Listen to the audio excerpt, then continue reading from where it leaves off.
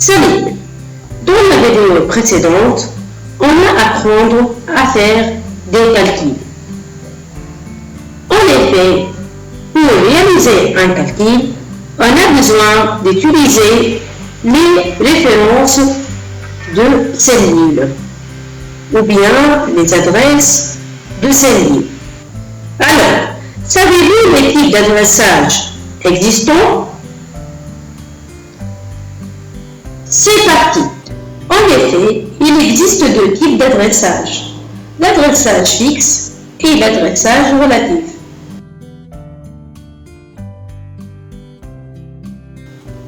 Ce tableau présente une liste de produits et chaque produit possède une quantité et un prix unitaire.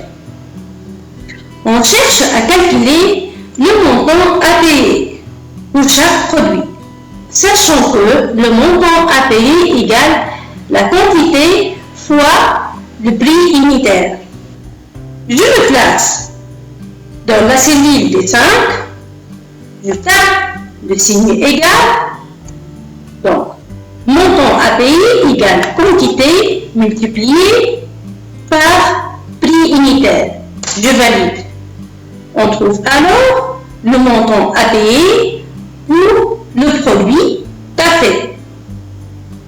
Pour les autres produits, on va recopier la formule. Comme ça. Voilà le montant à payer pour les produits restants. Vous constatez ici que la première cellule contient la formule suivante. B5 fois C5. La deuxième cellule contient la formule suivante. B6 fois C6.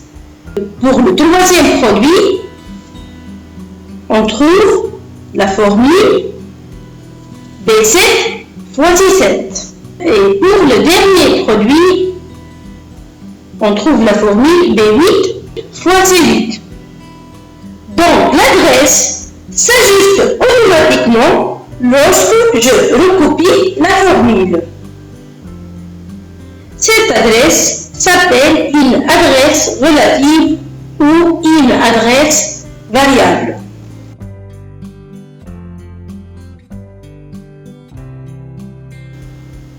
Le tableau suivant montre le prix d'achat unitaire d'une unité centrale avec des quantités différentes à l'achat. Notre intérêt, c'est de calculer le montant à payer pour chaque client, sachant que le montant à payer égale la quantité fois le prix unitaire. Pour le premier client, je me place dans la cellule C6, je tape le signe égal, le montant à payer égale la quantité multipliée par le prix par unité. Je valide.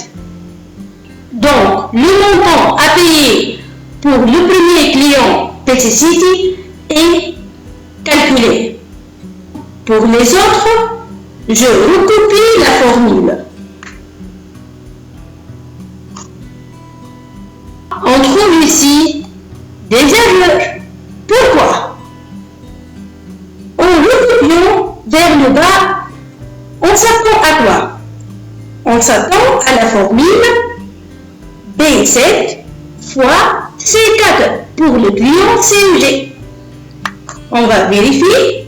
Donc, F2, on trouve la formule B7 fois C5. Donc, l'adresse C4 a été changée par C5. Il faut fixer alors l'adresse C4. Donc, pour cela, on va faire la connexion convenable. Il suffit de sélectionner l'adresse C4, puis taper la touche F4, comme ça. Maintenant, valider par OK. On va recopier la formule pour les autres clients. Donc, le montant à payer pour chaque client est bien calculé. Passons maintenant à une vérification. Dans l'accès C6, on trouve la formule B6 multipliée par C4. Dans la cellule C7,